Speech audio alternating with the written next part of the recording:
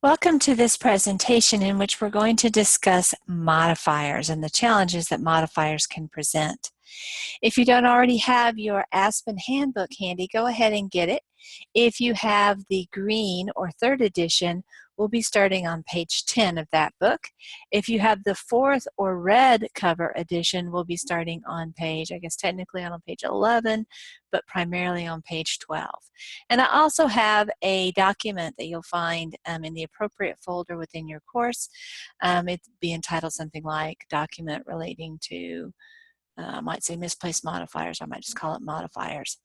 Also have that pulled up so that you can follow along as we discuss the various aspects of modifiers. Well, I guess the first thing to talk about when we talk about modifiers is what is a modifier, and we can hear from the term that a modifier, modifies. No big surprise there.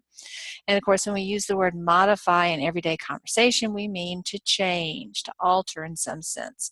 So let's say that I have a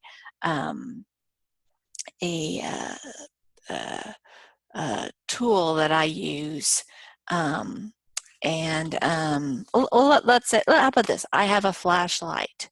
And I am doing some detail work and I need both of my hands free to do the work, but I still need the flashlight. Well, I might modify the flashlight by taping it to something so that it will stay in a particular angle, in a particular position, so that I can work without needing to hold the flashlight. So that would be an example of a modification. In grammar, we use modifiers. The word modifier means largely the same thing that it means in everyday conversation. And basically, we kind of have two categories of modifiers. One set work as adjectives, and they modify, describe, limit, tell us more stuff about a noun or a pronoun. So that's what an adjective modifies, a noun or a pronoun. Adverbs, you probably can already guess this, adverbs can modify verbs. So that's the easy one to remember about adverbs. Adverbs can also modify adjectives and other adverbs. So you can see that, after all, what is a pronoun but just another name for a noun? So adjectives are all about nouns and noun stand-ins, and adverbs are anything that modifies, something else. So that's kind of the distinction there. Sometimes an adjective will be a single word. For example, the color blue. I am wearing a blue shirt. Well, blue is describing the noun shirt. But sometimes, or let's do an adverb. I ran slowly. Slowly is modifying the verb ran, so it's an adverb. So we can see in those examples, our adjectives and our adverbs were single words. That's what we think of, I guess, as our paradigm for what a modifier is going to be, is a single word, but it doesn't have to be. And in fact, what gets interesting from a grammatical standpoint is when it's a longer way of describing it. And one example of those longer ways is a prepositional phrase. A preposition, as you know, is a word. Actually, let's just Google that term so we can have a tight definition. Preposition definition. Here we go. The definition of preposition is a word or phrase that connects a noun or pronoun to a verb or adjective in a sentence. I don't really like that definition. Let's see if we can come up with a better one. The preposition is one of the most important parts of speech. In its simplest form, the preposition can be regarded as a locator not only of place, but also of time. Okay, I don't like that one either. This one I like better. Let's see here. Let's try.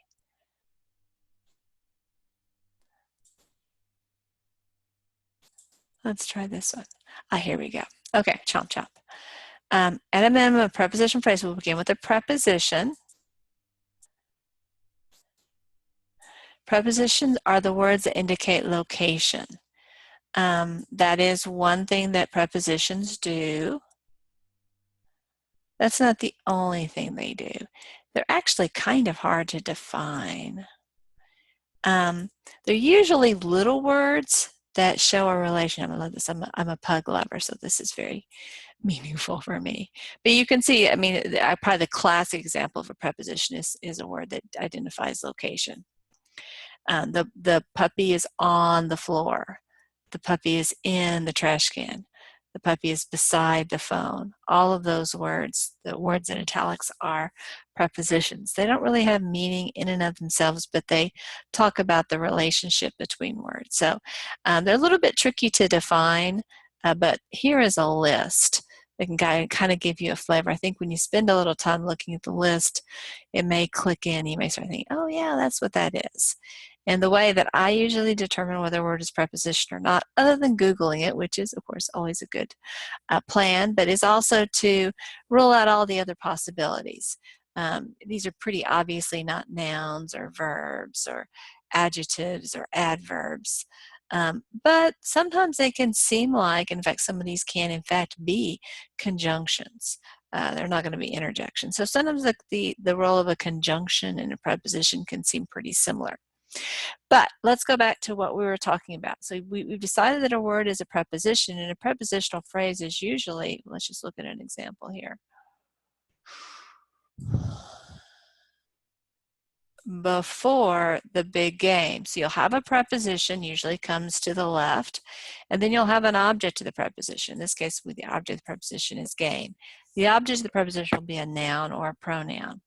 And so this object of the preposition is telling you its relationship either to the entire sentence or to a particular word in that sentence. Okay, so that's what a prepositional phrase is. It can act as an adjective or an adverb, depending upon, its meaning. Largely for this class, when I say this class, I mean Advanced Legal Documents Prep, we're not really that interested in distinguishing between adverbs and adjectives and prepositional phrases. Although you do need to be able to recognize prepositions for this class because of the grammar aspect. But the other aspects that we're really not focusing as much upon adjectives and adverbs. Let me just show you one thing though about adverbs. A way to identify adverbs, if you're not that good at just knowing if it's an adverb, is most regular adverbs end with ly. If you see a word that ends in ly, it is very, very likely to be an adverb. There are certainly adverbs that don't end in ly that are still adverbs, but that's a pretty good sheet to know in terms of it being an adverb or not. Okay, so we've talked about the things that are modifiers. So hopefully we have a sense about what we're talking about when we're talking about modifiers. Obviously, if it's a modifier, it has to be modifying, something, right? That's the role of a modifier. When I attached the duct tape to the flashlight so that I could do my detailed work, my modification was to the flashlight. It doesn't make sense to modify nothing. You have to be making a change or describing or doing something to something. And so one of the things that we'll do is we'll look in every case and figure out, what is this modifier supposed to modify? What is its target? And that's the word I use. This is not a grammar term. This is my term. So as you would go through life, you may not want to go around saying, hey, what's a target? That's my own little thing. But I like it because it, I think it's pretty descriptive of what's going on here. And of course, the targets can be a noun, or it could be a pronoun, or it could be a verb, or it could be an adjective, or it could be an adverb. So I just can't say the noun or whatever. So we're going to be looking at those relationships. So whenever you have a modifier, something acting as an adjective or an adverb, be sure to look at what its target is. In a certain respect, this is similar to our discussions about pronouns. You may recall that every pronoun needed, or every third person definite pronoun needs a antecedent noun. Well, you could call the noun the target. And the pronoun doesn't modify the noun, it renames the noun. But there's a similar kind of idea between pronouns and nouns as to what we're talking about when we're talking about modifiers. Okay, so because I'm using this target language, we're going to think in terms of a bow and arrow, an archery situation where we have a bow and arrow and we have a target. And we're going to try to get into the bullseye, because that's when we really nail our target. where we take our modifier and we really place it very, very close to our target in a way that is super, super clear. Okay, so let's go on. As a general rule, it's best to place the modifier close to the word or words that they modify. I say as a general rule, and I say it is best because there are some times where you won't put them really, really close. Let me give an example of one that isn't super close.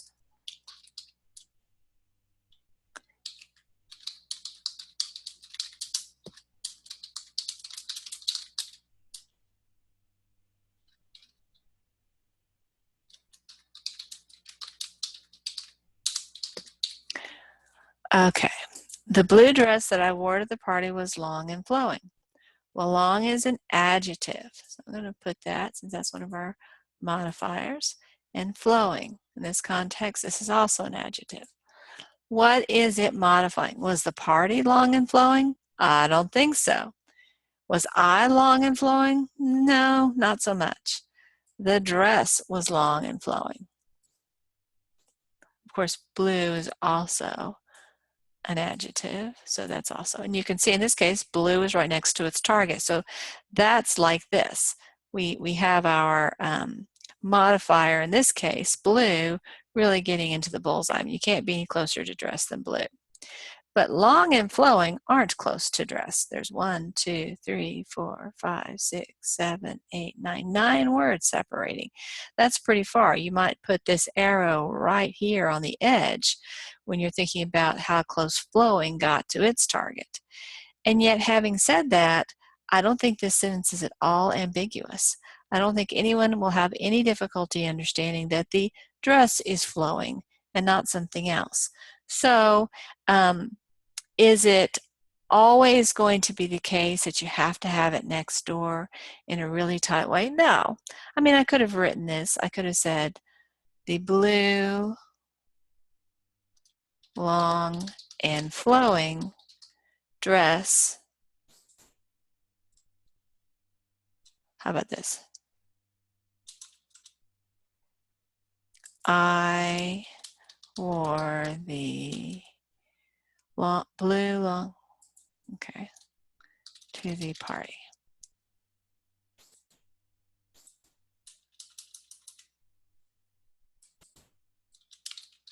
For reasons I'm not going to get into, we actually don't put commas there. So now we have, so now we have it written. And yeah, I think now we would say that, yeah, we have things pretty tight. I mean, the only, long is still some distance away from dress, but there's only a single non-modifier of dress that's between it, and that's the word and. I wore the long blue and flowing dress to the party. But you know what? I'm not sure that this sentence is any clearer, and I don't think it's as well written as the original sentence. So that's why I say, as a general rule, be concerned when you start making your modifiers be fairly significant distance. Be open to the possibility that it may be ambiguous or confusing or may cause the reader to work harder. But it doesn't mean in every single case that's going to be a problem. If they are single words, like long and blue and flowing, you're not going to have usually as many problems as when you're dealing with phrases. Okay, so keep in mind, again, let me just return to a truism that we've talked about before, but it's always good to remind ourselves as writers. There's a certain amount of work to be done. When I have an idea and I'm the writer, I want that idea that's lodged in my brain to appear somehow in your brain. I mean, you might reject the idea, you might think it's funny, or you might think it's brilliant. But I can't control your reaction to the idea. My job, though, is to figure out a way to get it into your brain, hopefully in as positive a way as I can. There's a certain amount of effort. We'll call that process 10 units of work. Obviously, it's going to vary depending upon the complexity of the idea, but we'll say the particular idea I want to get across is going to take 10 units of work. Well, I can't do it all. I mean, the reader has to move his or her eyes over the text and do a little bit of thought to get it there. And sometimes it's more than just a little bit of thought. So I can't do all 10 units. But the more of that work I do as a writer, the greater the chance that the reader will actually get that information into his or her head. So let's say I do 8 units of the work, and now the reader has to do 2 units. It's much more likely that he's going to do 2 units of work than doing 8 units of work. And so it's much more likely that he will get to the point that he's like, yeah, I understand the argument being made here. Also, if I've made it relatively easy for him to understand what I'm saying, there's a greater likelihood that he's going to agree with or adopt my reasoning. So I have a better chance of winning. And those are the 2 reasons that I want to spend a significant amount of effort. Now, of course, I could have just spent 2 units of effort and asked for the reader essentially to do the other 8 units. But that's assuming that he is as motivated to hear what I have to say as I am, or actually he's more motivated to hear than I am to tell him. And there will be times that's true. If I'm a judge writing an opinion, I can pretty much count on both of the attorneys from either side being sufficiently interested that they're going to be willing to do the hard work, the heavy lifting of understanding the opinion. So I have a motivated audience. But most of the time in our careers, we're not going to have a highly motivated audience. And so it is our job to cajole and prod and nudge and encourage our reader to get those ideas into his or her head. And our smartest strategy for doing that is making it as easy as possible. And one way of making it easy is by keeping our modifiers close to their targets. Okay, so that's my soapbox. I'll get off of it now. Okay, so let's look at a few examples here. And again, I'm going to be keeping the modifiers in green and the targets in red. I chose red because, bullseye, right? Okay, so we have a sentence. The sleepy child napped on her mother's lap. Okay, well, the is referring to child, the child, right? Sleepy is referring to child, okay? Neither one of these words is referring to mother or lap, right? So we know that the child is the one nodding off, or I guess actually has nodded off. So child is a noun, pretty obvious, person, place, thing, or idea. Sleepy and the are adjectives. Okay, and again, they're modifying child. They are describing children, or this particular child. Let's look at the next sentence. The boy hungrily ate the piece of candy.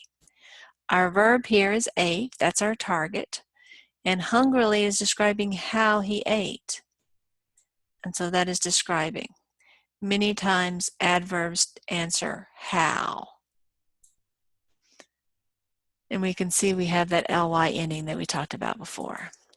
Here we're going to have a whole phrase.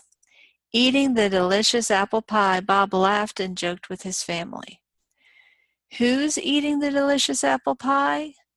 Is it his family? Well, his family may be eating some as well, but in this sentence, it's pretty clear that at least Bob is eating. I mean, maybe the rest of his family doesn't like apple pie, or they're eating, pecan pie. Maybe they're eating apple pie instead. Or maybe they're all on a diet and not eating the pie at all. We don't know what the family is doing, but from this context, it's pretty clear that Bob is eating some pecan pie. So Bob is, of course, a noun, a proper noun in this context, a person. And then we have eating the delicious apple pie. This is a modifier phrase. And it's describing Bob. It's telling us what he's doing at that particular time. Let's look at the next one. We have the mat on the floor is wet. Mat is a noun, and on the floor is describing where the mat is. Going back to our example here, and you can see on is on our list right here. If we go back here, we have prepositions are the words that describe the location. And that's what we have here. What's the location of the mat? It's on the floor. And one more. Before the big game, Bob warmed up. Before the big game, what's happening? So now we're getting a time sense. When is this activity happening? I mean, Bob didn't begin to exist before the game. He existed before the game and after the game and during the game. At least we hope he survived the game. But what is the thing that happened before the game? It's this warming up thing, right? Well, warm is a verb, and before the game is a prepositional phase describing when that event happened. So this has to do with location, and this has to do with time. Okay? Let's just see here. We have before.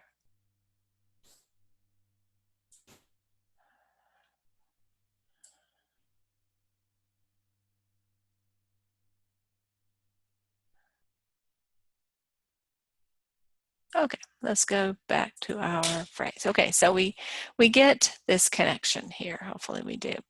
So now we've figured out what a modifier is, how to identify it, and how to find its target, and why it's important that it be near its target. Now we're going to talk about 3 issues that come up with modifiers. And they are,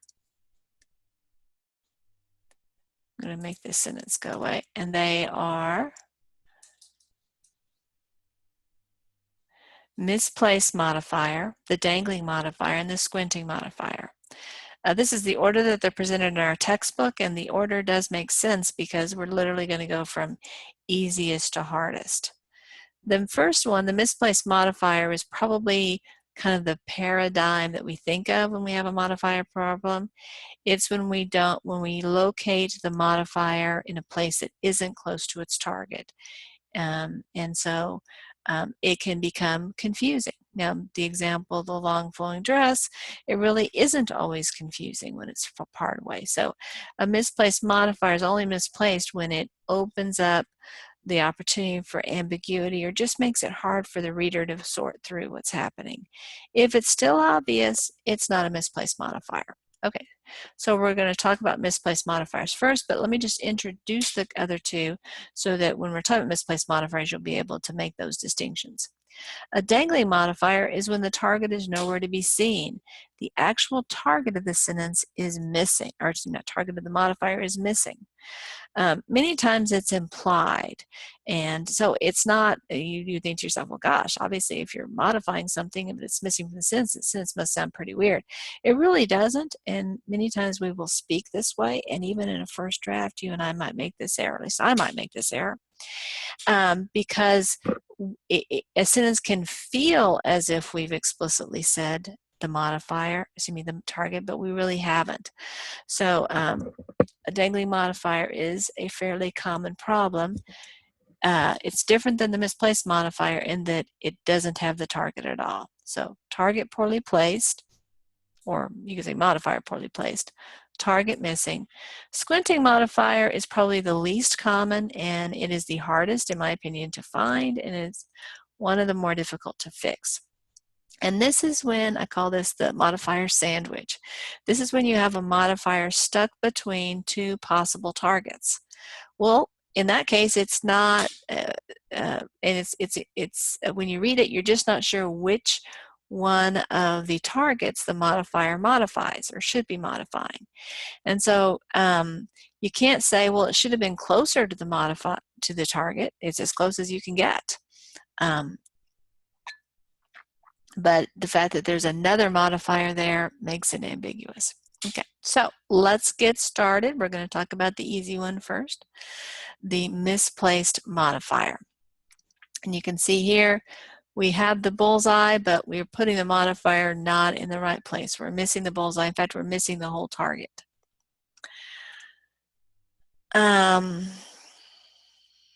Let's go to our textbook and look at some examples of that. Let's look at these. We have 4 sentences here. The defendant was described as a tall man with a hat weighing 180 pounds. So this is our modifier. We'll put this in green.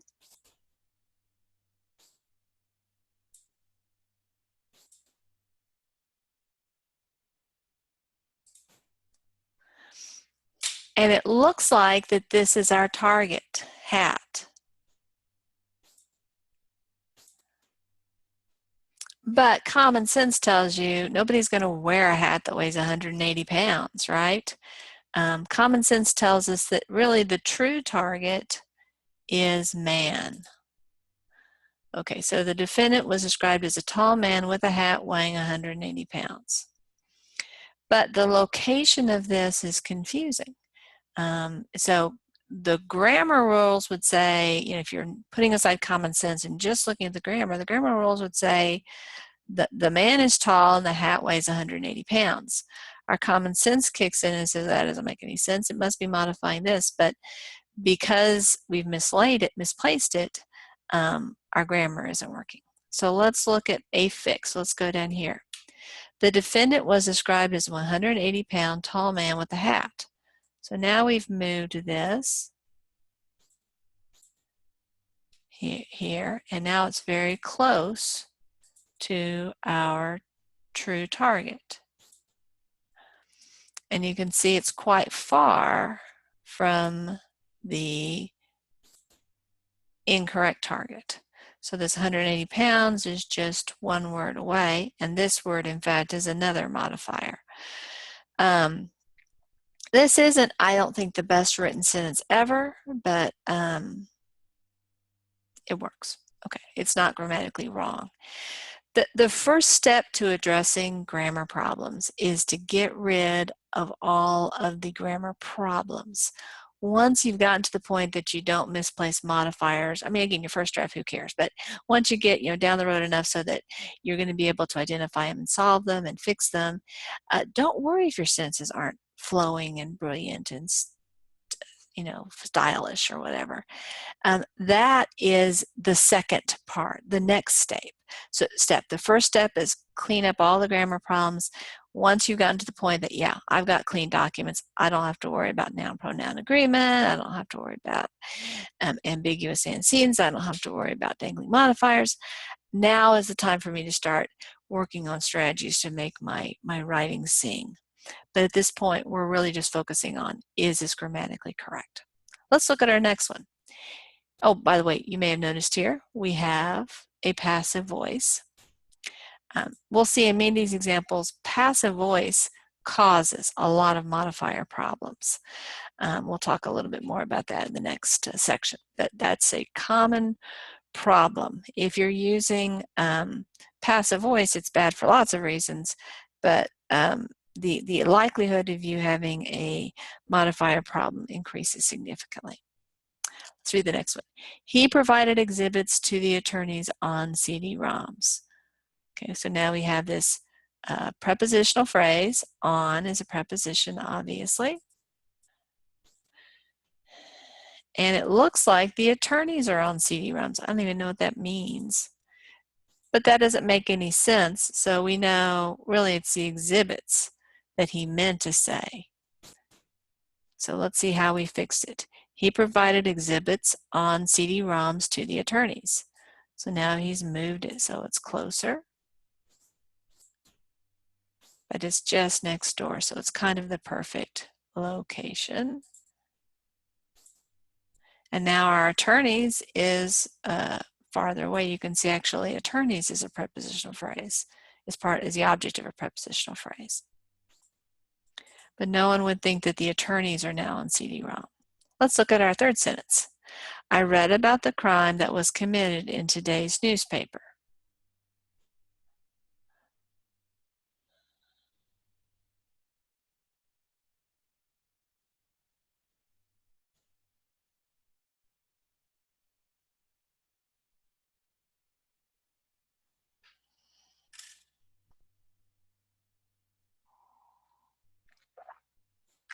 Okay, so we have, I read about the crime that was committed in today's newspaper. I'm not sure that I would, let's skip over this one. This one I'm not a big fan of. So let's go to the next one. I think it might raise more questions than we want to get into. He placed a transcript on the table that was blue. Okay. Is the table blue? I mean, it might be. So it could be that that's what was meant. Or maybe he means that the transcript is blue. And you can see, yes, he in fact meant that the transcript was blue. So now we have the true target, which we'll put back, sorry, in blue. And we have, which is odd to put the word blue in green highlight. And now we have table.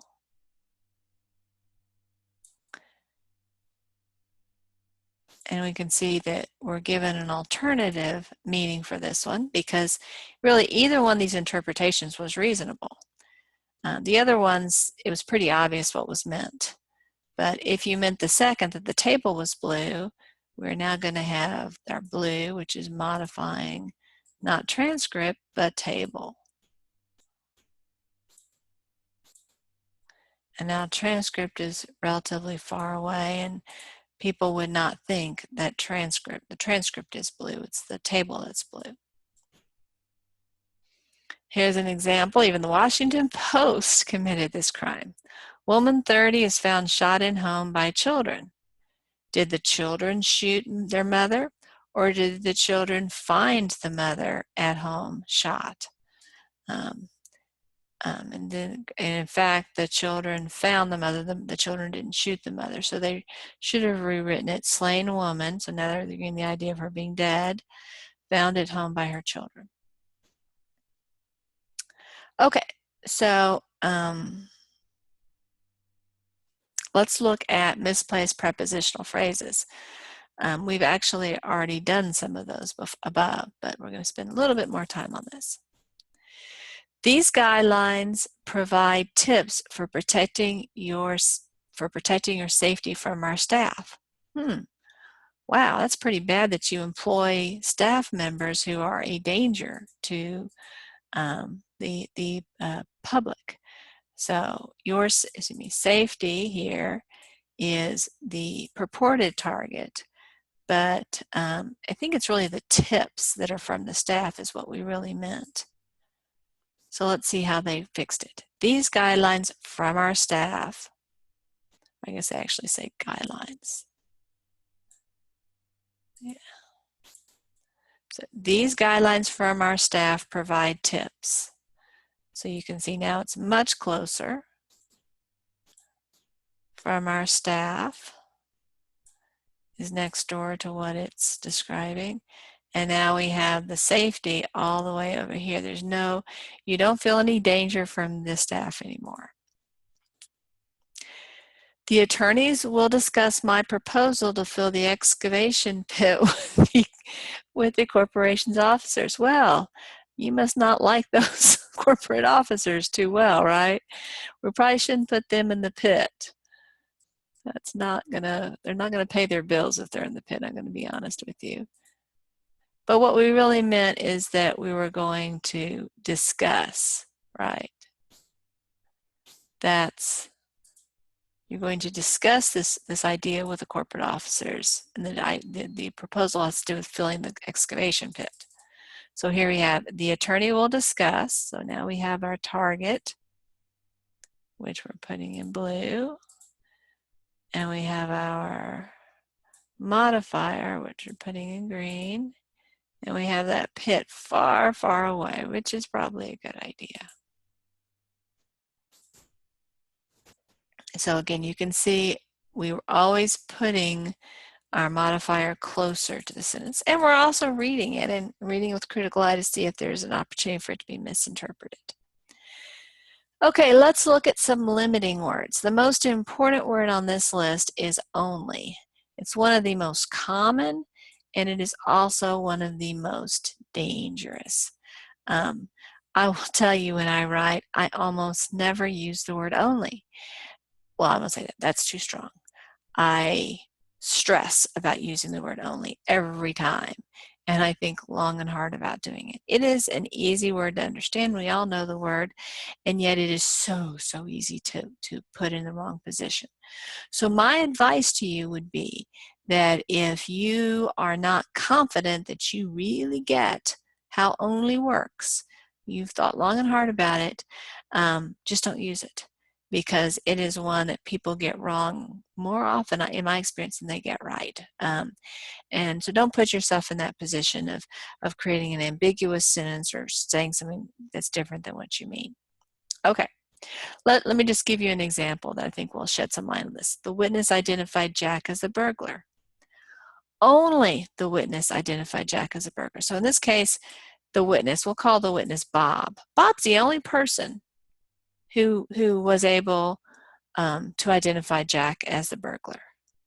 So there might have been 12 other witnesses or 12 other people, and none of them were able to say, Jack, he's the burglar. Now we're going to move the word only to this position. So we're switching only and the. The only witness identified Jack as a burglar. In this scenario, there might have been 50 witnesses. But only the one that we're talking about right now, that witness, identified Jack as a burglar. But in this case, there's just one witness. And obviously, since there's only one witness, there's only one person who can identify Jack as a burglar. But now it's 100% of all the witnesses identify Jack as a burglar. So this is a much stronger statement. If you are the prosecutor, you very much like this sentence better than this sentence. The witness only identified Jack as a burglar. That's the only thing he said. This is the only testimony. He didn't talk about what Jack was wearing. He didn't talk about the time of day or the location. The only thing that he contributed in his testimony was identifying Jack as a burglar. The next one is, the witness is saying, well, only Jack was the burglar. He worked alone. There wasn't, Ted and Lucille weren't working with Jack. Jack was independent. The witness identified only Jack as a burglar. Look at the next sentence. The witness identified Jack only as the burglar. So he's not saying, you know what, Jack is also my next door neighbor, and he takes courses at UNT, and he also works at the McDonald's. No, he's saying he's only providing one characteristic about Jack, and that's his burglarness. The witness identified Jack as only the burglar. That's a little bit harder for me to see the difference here. Let me think here. The witness identified Jack only as burglar. Identify Jack only as a burglar. Okay, this is kind of downplaying his burglarness. The witness identified Jack as only the burglar. Like, it's no big deal that he was the burglar. For example, maybe someone was also killed during this burglary, and the witness is saying, hey, Jack didn't do the killing, Jack didn't do the kidnapping, Jack didn't do the arson, he was just about the burglary. The witness identified Jack as the only burglar. He was the only person involved in the burglary. So you can see that we can change the meaning by placing the only. And it requires a pretty,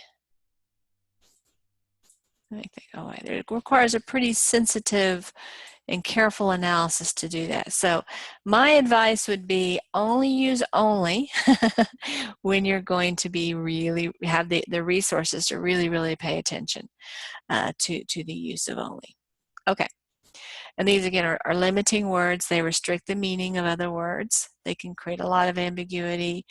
You really want to make sure that you know where the target word is and how that functions. By the way, if you're taking true-false tests, these words can also, they're really important for you sorting through whether a statement is going to be true or false. So they're good ones to pay particular attention to. Okay, so that's our discussion about misplaced modifiers. Now we're going to move on and talk about dangling modifiers. Let's go back to our cheat sheet. Dangling modifiers, we can't even see the target because there is no target in the sentence. The tree isn't the target. We're just shooting at, the tree is the sentence, but there's no target on it. It's missing. In my experience, dangling modifiers occur most commonly when the writer is writing in passive voice. Sometimes it can occur also when there's an introductory phrase that's kind of tacked onto a sentence. this I think is a little, sometimes can be more challenging a little bit than the misplaced modifier situation, but it's not that difficult to find these.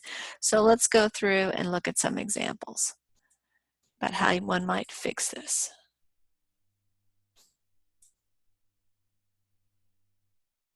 Oh, wait a second. Well, let's talk about this. Here, let me go back up here. Okay. Okay. First thing to notice, this is passive voice. Upon entering the conference room, an exhibit was brought to my attention. So here we have, and this is actually an introductory expression. So we're going to put this in so this is our modifier. Upon entering the conference room. Who or what is this describing? Well, it's describing, me, right? I'm the one entering. But it looks like it's describing the exhibit. Oh, sorry.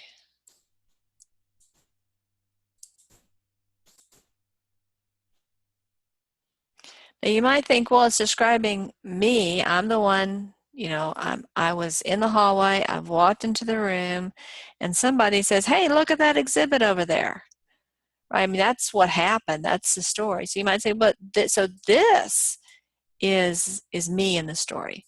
But it's acting as an adjective. It's not acting as a noun. So it really, I guess you can make an argument it's misplaced, but I think a better argument is it's dangling under these circumstances. And so because this is located here, the ordinary assumption is that the exhibit is our target. Let's look at how it's revised.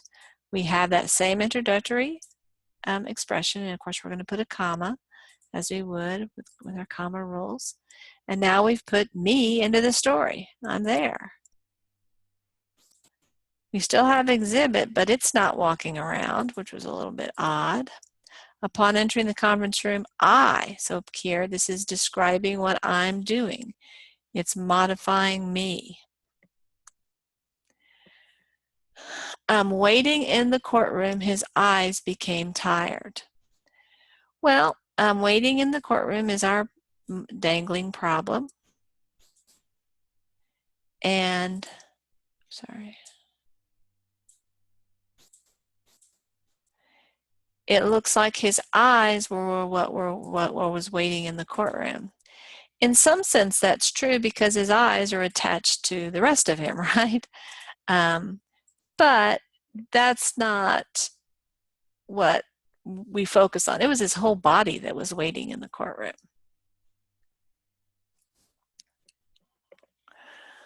The way that the author fixed this one is actually my preferred way of fixing dangling modifiers.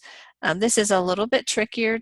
This requires a little bit more grammar savvy, but I think once you master it, it's the easiest. Is that you can see that the problem with this phrase is there is no subject. In the phrase itself, we don't know who's waiting, but we could just go ahead and add who is waiting.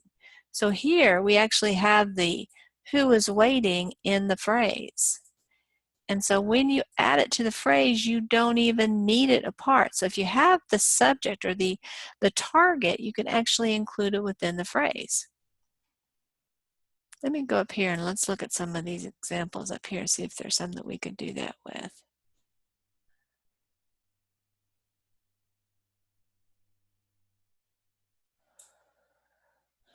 So for example, this sentence right here, that the defendant was described as a man with a hat weighing 180 pounds. So let's just go ahead and cut and paste this, copy, and we'll stick this. This is actually up here, so we'll put it.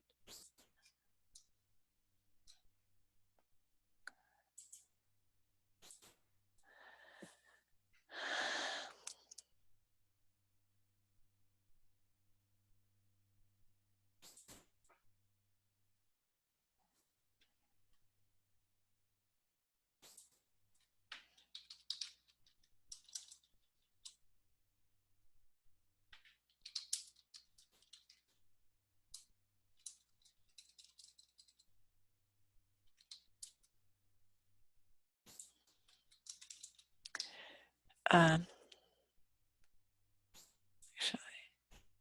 let me see how we're going to say this.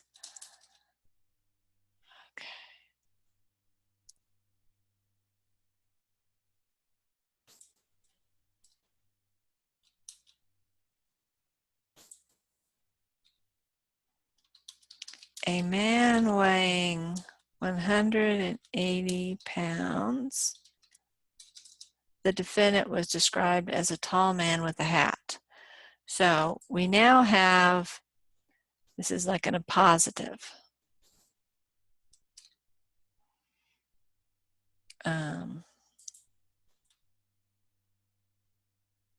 And so we now have a subject here next to it. Again, that's one way of approaching it. Let's see if we have any others that are quick fixes.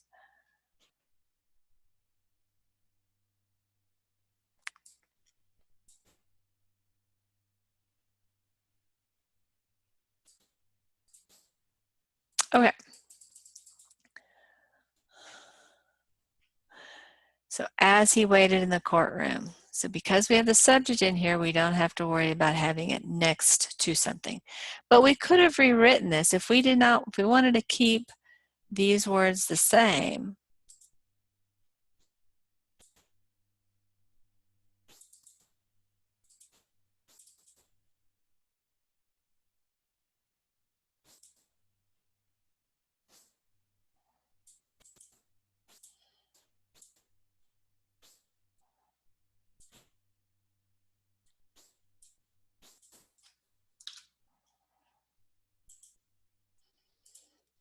Waiting in the courtroom, he noticed that his eyes became tired. So now we have he, and he's waiting in the courtroom. So this is modifying our target, he.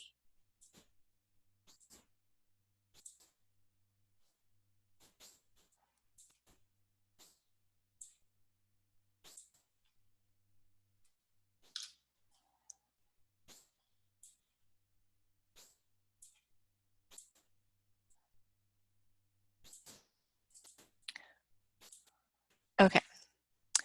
When not in use, the city stores the display in a warehouse. When not in use is our modifier. Given its location, it suggests the city. I don't know how a city can not be in use, but it's obvious, just common sense tells you, it's the display that we are thinking about it not being in use.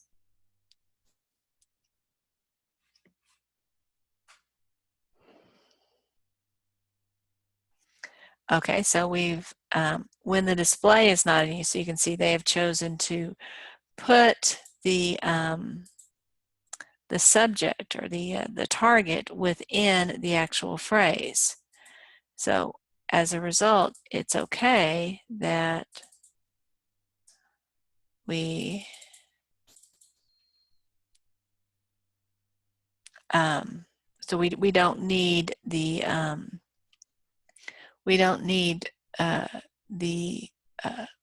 target to be outside. But let's just play around. Let's go back to the original sentence.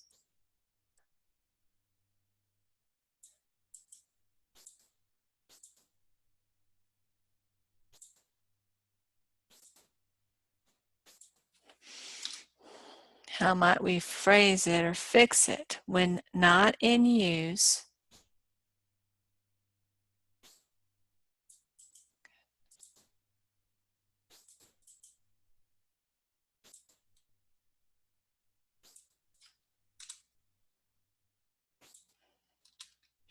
the city stores the display when not in use in a warehouse.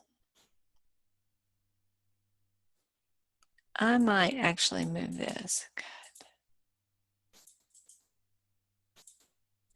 The city stores in a warehouse the display when not in use.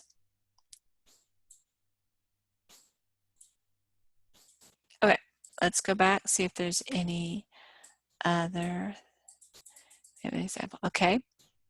Again, we talked about how passive voice is a real problem. So if you switch it to active voice, because when we use passive voice, we are able to lop off the doer of the verb. Well, oftentimes the doer is the target, and as a result, it doesn't work. So, hoping to win on appeal, the paperwork was filed by the attorney.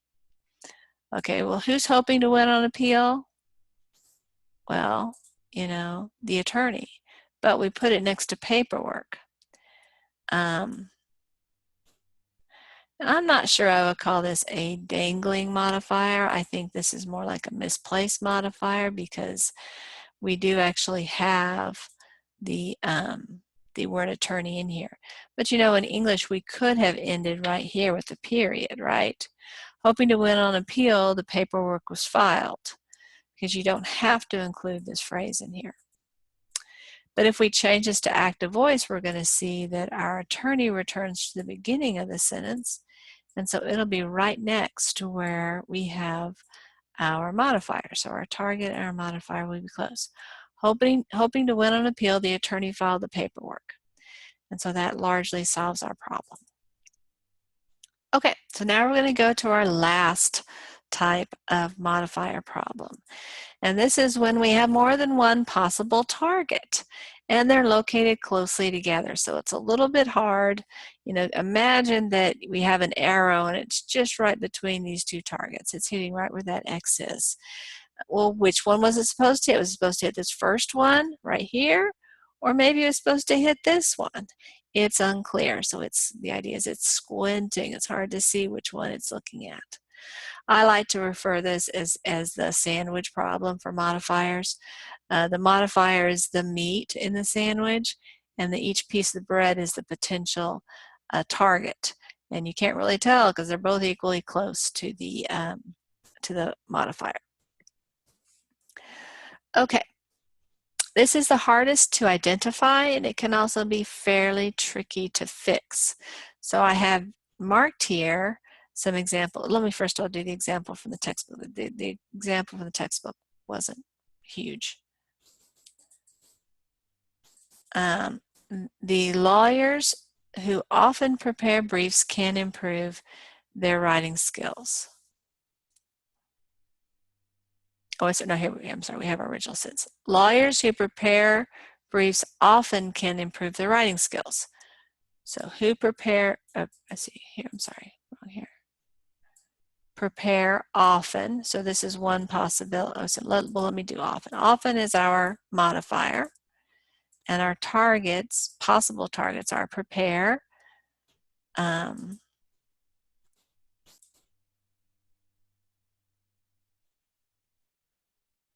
or can improve. So let's, actually let me go with this color. And either interpretation can be successful. Maybe we mean, we're talking about attorneys who often prepare briefs. So we're talking about often applying to prepare. So that's the situation. We're talking about that group of attorneys who are preparing briefs all the time. That category of people, they sure can improve their writing skills. The other is attorneys who prepare briefs. I mean, they might do it all the time. They might do it just occasionally. We don't know the frequency. But that category of people, you know, we're not promising every single one of them can improve their writing skills, but more often than not, people who occasionally do this can improve their writing skills. Those are the two interpretations. So where does often end up being appropriate? So this first one is, now we have often right next to prepare, and it is pretty far from can improve. So when you read this, you know that we're focusing upon those frequent brief writers. Lawyers who often prepare briefs can improve their writing skills. But let's imagine that we wanted the second interpretation. Well, here we have that in our next sentence.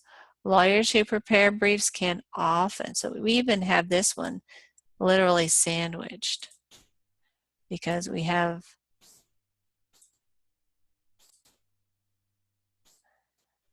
often, of course, in this context is an adverb, and it's literally within the verbal phrase, so it's modifying the verb. And we have prepare way over here, clearly not what's often. The preparation isn't often. Lawyers who prepare briefs can often improve their writing skills. Okay, now we're going to look at a few more examples, 3 more examples. Taking a moment to think clearly improves your chances. Okay, so let's think about this. So it could be taking a moment to think clearly, meaning we mean clear thinking. That's what we're focusing on. If you engage in clear thinking, you're going to improve your chances. Or we could mean taking a moment to think. I mean, maybe you're thinking clearly, maybe you're not, but you're thinking. That act is going to dramatically improve your chances. So clearly here means instead of it just being like a 60% better chance, now you're at like 80% better chance. Okay? So we're going to put the clearly along with improve. So we're marrying this. We're saying that this is the real one that we wanted to modify. Taking a moment to think will clearly improve your chances. Now it's obvious that clearly is related to improve and isn't related to think. We could have written the other way. Let me do that just so you can see. Taking a moment to clearly think will improve your chances. Now, some of y'all are probably thinking, Groover, you just split an infinitive. Don't do it. It's wrong, wrong, wrong, wrong. You're right to be angry at me for doing that. So I'm not defending splitting infinitives. It's not a good practice most of the time. But it's better than creating a sentence that is ambiguous. And so while I'm not saying this is the best ever, it's not grammatically incorrect. And splitting infinitives is at most a lesser sin than having a squinting modifier. So yes, this is a little bit problematic. I'm not recommending this, but it's doable. Okay. Listening to loud music slowly gives me a headache. So we could mean that if you're listening to loud music slowly, I'm not exactly sure what that means. I don't know how you listen slowly. Maybe you put the music at a lower speed, so it's only playing at 75, it's percent of the speed it's supposed to be at. That fact that I'm playing it unusually slowly is what's giving me a headache. That's one possibility. Another possibility is that when I listen to loud music at whatever speed, if I do it for long enough, I'm going to develop a headache. I mean, it doesn't happen like immediately, but slowly over several minutes or maybe an hour or more, I get that headache. We probably mean the second. That makes a little bit more sense because I don't think it's the slowness of the tempo gives me a headache. I think it's probably the loudness of the music. So I slowly get a headache when I listen to loud music. So slowly is an adverb. We can see the ly here. It's modifying the verb get. Jumping up and down quickly entertained him. Okay, there's a couple possibilities. One is he's jumping up and down rapidly. Bounce, bounce, bounce, bounce, bounce, bounce, bounce. And that entertained him. Maybe this is a little 3-year-old and 3-year-olds are loving the bouncing. Maybe he's on a trampoline. He's up and down and up and down and up and down. Or it could be that he's jumping up and down. Maybe he's doing it slowly, maybe he's doing it quickly, but we're not really focused upon the speed of his jumps. But he doesn't have to do that very long at all until he's thoroughly entertained. It's almost immediate that once he takes his first jump, he is having a blast. So the entertainment quickly descends upon him. Okay, I've chosen that first interpretation. Quickly jumping up and down entertained him. So it's clear here that if he had been jumping up and down slowly, he might not have been entertained at all. It's that rapidity that fascinated him.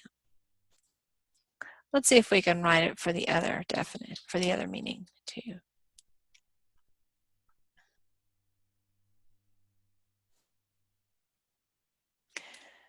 Jumping up and down entertained him quickly. Okay, so we have quickly here.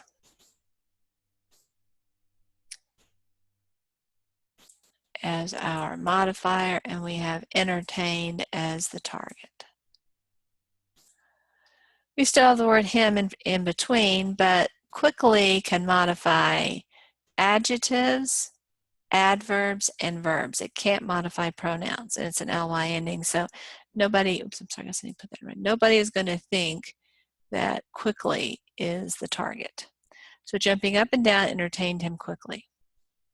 So I think that we have completed the tasks that we had relating to modifiers. Good luck. I hope this information has been helpful. If you have any questions, come see me or talk to me. I look forward to hearing from you. Have a wonderful day.